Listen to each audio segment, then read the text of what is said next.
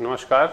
Welcome to this video in which I will discuss a question which was asked in 2021 Civil Services Mains GS Paper 1 from the History and Culture segment. Now I move on to this video. This question was asked, you see on the board, you see on the slide, question was asked on the segment of world history. Question number 13, there arose a serious challenge to the democratic system between the two world wars. Evaluate the statement. 250 words and 15 marks. What was the challenge, serious challenge to the democratic state system between the two world wars? दोनों विश्व युद्धों के बीच में जो democratic world system था, political system था, उसके सामने कौन कौन सी चुनौतियां थीं? तो ये क्वेश्चन का जो फ्रेमवर्क है, टाइम फ्रेमवर्क बैठता है 1919 टू 1939।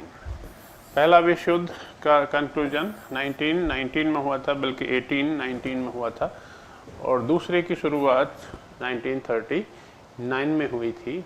तो ये क्वेश्चन इस फ्रेम में है कि after the first world war there emerged a number of issues, problems, बहुत सारी ऐसी प्रॉब्लम्स थी which accentuated the issues, bitterness among the nations, और डेमोक्रेटिक जो पॉलिटिकल सिस्टम था उस पर काफ़ी दबाव था, उसके समक्ष काफ़ी चुनौतियां थी। वो चुनौतियां क्या थीं? तो सिंपल सा इसका हो जाएगा कि democratic political system had to face the challenges which were basically from the direction of emergence of USSR as well as the emergence of Nazi and Fasci ideologies, militarist ideologies.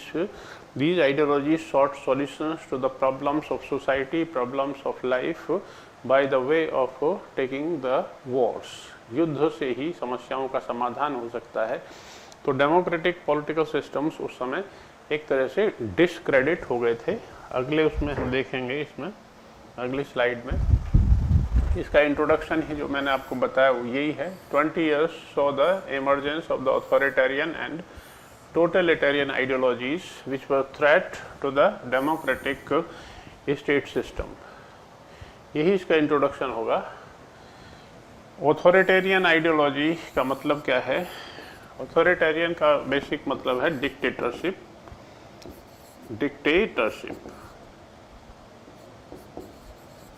यानी एक ही जो व्यक्ति है उसके हाथ में सारी ताकत आ जाती है। जहाँ ऑथोरिटेरियनिज्म आ जाता है वहाँ पे डेमोक्रेसी ख़त्म हो जाती है। जैसे Hitler, Mussolini, they were the authoritarian people, है, सारी ताकत उनके हाथ में थी।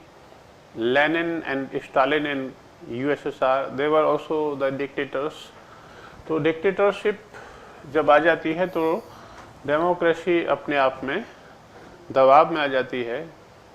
डेमोक्रेसी का मतलब है freedom of speech and expression, freedom of movement, freedom of employment, livelihood, वो सारी फ्रीडम्स ख़त्म हो जाती हैं। टोटलिटेरियनिज्म कोई बहुत ज़्यादा अलग नहीं है। टोटलिटेरियनिज्म इसी से रिलेटेड है, और इसमें ये होता है कि जो पॉलिटिकल सिस्टम है वो वन पार्टी पॉलिटिकल सिस्टम हो जाता है। जैसे in Germany the Nazi party was the only party after 1933, only the Nazi party was permissible, और दूसरी सब पार्टियों पे बैन लगा दिया गया था। ऐसे ही इटली में फाशी जो पार्टी थी, फाशी, उसके अलावा सारी जो पार्टियां थी सबको बैन लगा दिया गया, सब पे रोकथाम लगा दी गई थी। तो नेचुरली मल्टी पार्टी सिस्टम जब ख़त्म हो जाता है तो इसे हम टोटलिटेरियन आइडियोलॉजी कहते हैं, जैसा कि आज चाइना में है। चाइना में और कोई पार्टी है ही नहीं कम्युनिस्ट पार्टी के अलावा। तो ये खास तौर से थ्रेट थी। आपका इंट्रोडक्शन इस तरह से छोटा होगा, ब्रीफ होगा। इसमें एक चैलेंज तो यूएसएसआर के इमरजेंस में हुआ। यूएसएसआर में 1917 में बोल्शेविक रिवॉल्यूशन आई, बोल्शेविक रिवॉल्यूशन। और Bolshevik revolution was basically communist revolution. ये कम्युनिस्ट रिवॉल्यूशन थी। रशिया में एक रिवॉल्यूशन 1917 में जब आई तो उसमें एक ही पार्टी के हाथ में सारी ताकत आई, that was the communist government. वहाँ पे उसे बोल्शेविक गवर्नमेंट कहते थे। Lenin was architect of the Russian revolution. Emergence of Russia हुआ तो फिर रशिया में इसके बाद ये जो वहाँ का सोशल और इकोनॉमिक रिकंस्ट्रक्शन हुआ, सोशल एंड इकोनॉमिक रिकंस्ट्रक्शन हुआ, reconstruction under Lenin and construction under Lenin and Stalin. Lenin और स्टालिन के अंदर में वहाँ का बहुत ज़्यादा डेवलपमेंट हुआ, सोशल और इकोनॉमिक, और इसकी वजह से USSR was taken as an ideal nation. USSR को एक मॉडल स्टेट के तौर पर जाना जाने लगा।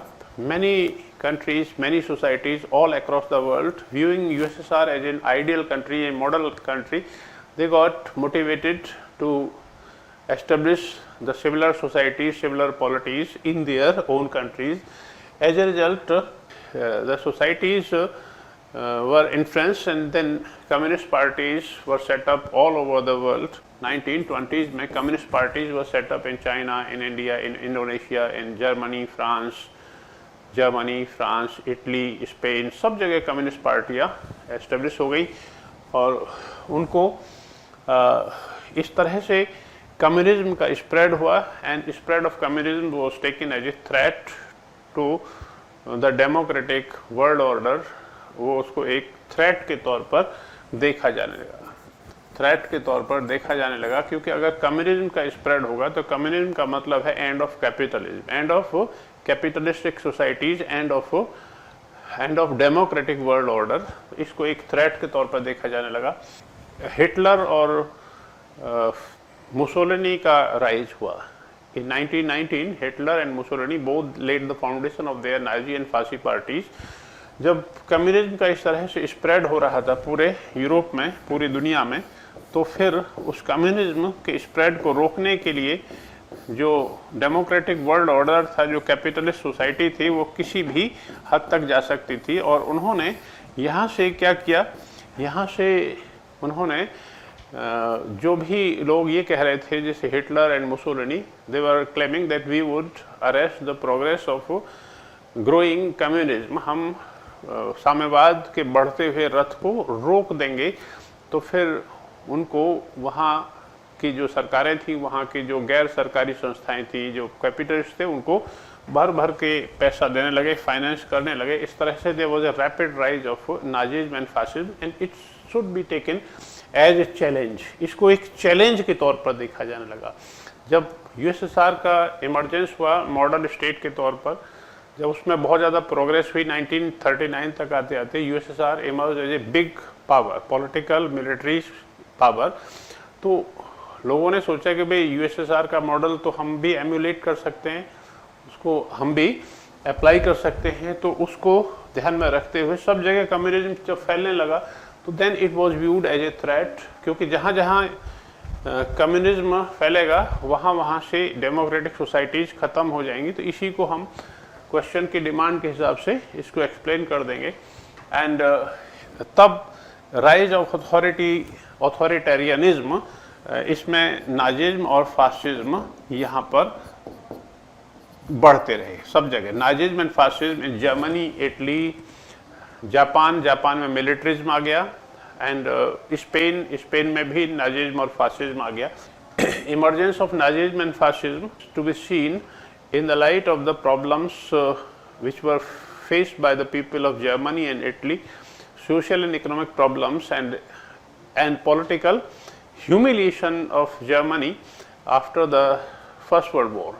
इसकी वजह से वहाँ बहुत तरह की प्रॉब्लम्स थी, इकोनॉमिक इश्यूज थे, और फिर वहाँ पर उन इश्यूज की वजह से वहाँ पे कम्युनिज्म जब फैलने लगा तो then the people over there thought that the democratic governments could not give them the protection from the communism, so they gave preference to the emerging forces of Nazism and fascism.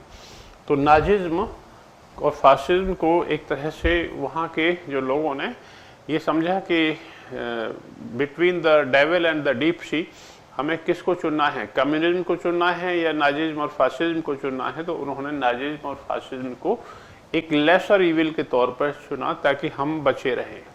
अगर USSR का model हमारे यहाँ repeat हो गया, Russia का model हमारे यहाँ repeat हो गया, तो हमारे हाथ से सब कुछ निकल जाएगा। इसीलिए उन्होंने नाजिज्म और फासिज्म को चुन लिया। इसी को हम अपीजमेंट की पॉलिसी भी कह सकते हैं।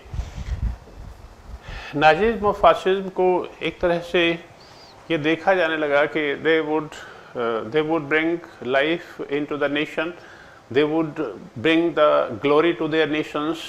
जर्मनी का तो भयंकर अपमान हुआ था। Germany was greatly humiliated after the first world War. Germany के ऊपर एक वारशाई की संधि थोप दी गई थी। जर्मनी की आर्मी, पीस टाइम आर्मी की जो संख्या थी वो 1 लाख रख दी गई थी।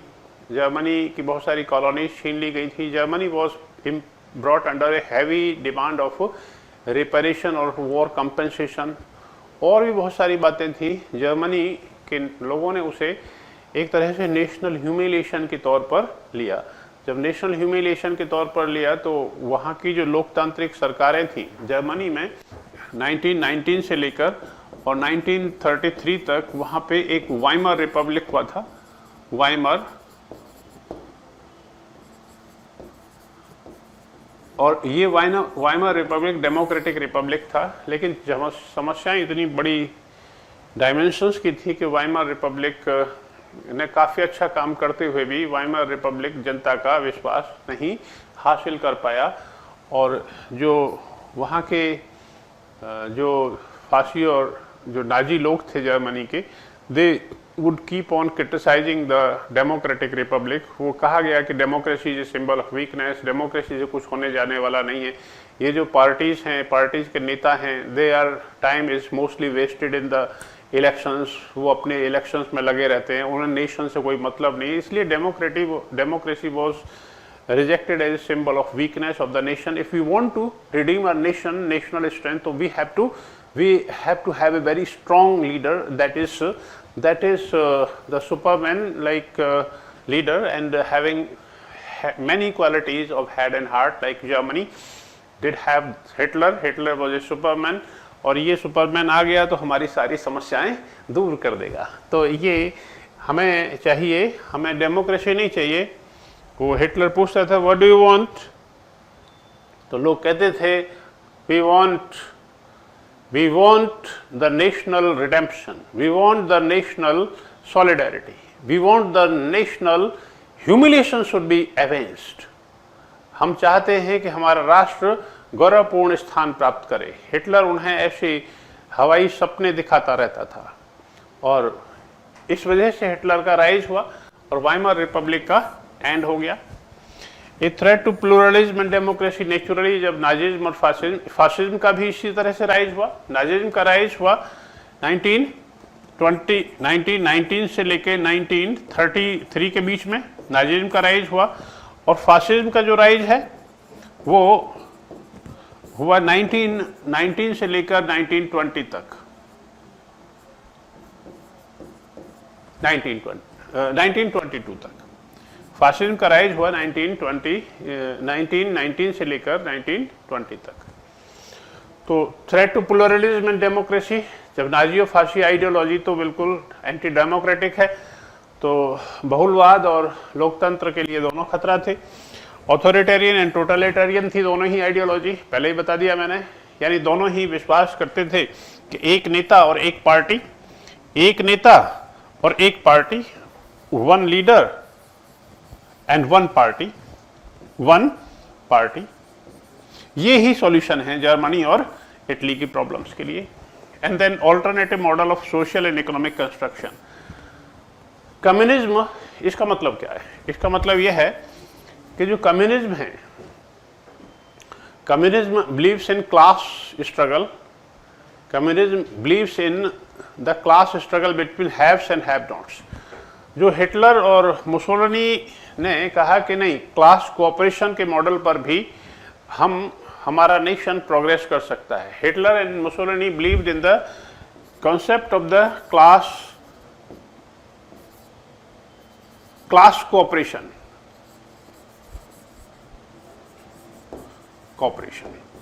और उनका ये था कि जो डिफरेंट क्लासेस हैं हम उनको ताकत के जोर पर हम उनको डिसिप्लिन में रखें। National discipline is very much essential to the national progress. पूंजीपतियों उद्योगपतियों को तो हम कंट्रोल में इतना रखेंगे कि वो आम आदमी का शोषण न कर पाएं, और जो मजदूर वर्ग है हम उसको भी उतना कंट्रोल में रखेंगे कि वो हड़ताल करके उद्योगपतियों को नुकसान ना पहुंचा पाए। तो मुसोलिनी इसे क्या कहता था? सिंडिकलिज्म कहता था। Mussolini would call it as the syndicalism. ठीक है, तो वो क्लास हार्मनी क्लास कोऑपरेशन की बात करते थे, लेकिन डंडे के जोर पर क्लास हार्मनी क्लास कोऑपरेशन होना चाहिए। इसीलिए वर्ल्ड सोसाइटीज हम कह सकते हैं कि the world democratic societies democracies were facing a number of challenges between the two world wars. The challenges were multifarious, coming in the form of the rise and growth of communism all over the world, along with the rise and growth of the Nazi and Fasci ideologies all over Europe. तो उस समय का जो intellectual जो climate था, that was also not suitable to the growth of democracy. Intellectuals का एक बहुत बड़ा एक क्लास था which did feel that the democracy is basically not suitable to the growth of the nations. इसलिए intellectual climate was also depressing, और social और economic problems इतनी ज़्यादा थी कि लोग डेमोक्रेसी को एक तरह से डिस्क्रेडिट करने लगे थे। राइज ऑफ जापान भी उसी तरह से था। जापान का राइज हुआ as a counter to USSR. Appeasement की पॉलिसी अडॉप्ट की गई। एंड ऑफ डेमोक्रेसी जापान में भी हो गया, और rise of militarism. Her country उस समय ये देखता था कि जो मिलिट्री है, आर्मी है, उससे ही हम अपनी समस्याओं का, सोशल इकोनॉमिक प्रॉब्लम्स का समाधान खोज सकते हैं। इस तरह से हम देखते हैं कि ये क्यों हुआ। तो एक तो इकोनॉमिक सोशल प्रॉब्लम्स बहुत ज़्यादा थी दुनिया के सामने। एक उसमें क्राइसिस ऑफ 1929-30 का, जिसे हम ग्रेट डिप्रेशन कहते हैं। एक है intellectual and climate was depressing. Intellectual climate जो था वो डिसहार्टनिंग था, डिप्रेसिंग था। और एक हम ये कहते हैं कि जो लैंडेड क्लासेस थी, जो वहाँ के जो सरमाएदार वर्ग थे, जो ज़मीन पर जुड़े हुए थे, they did never had the faith and trust in the democratic values. Democratic values जो थी वो बहुत ज़्यादा ताकतवर, शक्तिशाली नहीं थी। मिडिल क्लासेस जो थे वो मध्यवर्गीय, they were given the dose of extreme nationalism by Hitler, Mussolini. इसलिए middle classes were oblivious of the rise and growth of the threat to the democratic system. इस तरह से हम देखते हैं कि इस क्वेश्चन को हम सबसे पहले इंट्रोडक्शन देंगे, उसके बाद we would talk about the rise and growth emergence of USSR and the challenges which is through to the democratic systems, direct challenge as well as indirect challenge. Indirect challenges in the form of Nazism and fascism. Nazism and fascism emerged as the direct threat to the democratic system, direct counter to the democratic system. वो कैसे था? क्योंकि democratic system, democratic values were based on pluralism and the freedoms of different types, and these ideologies did have the control over the freedoms of the people.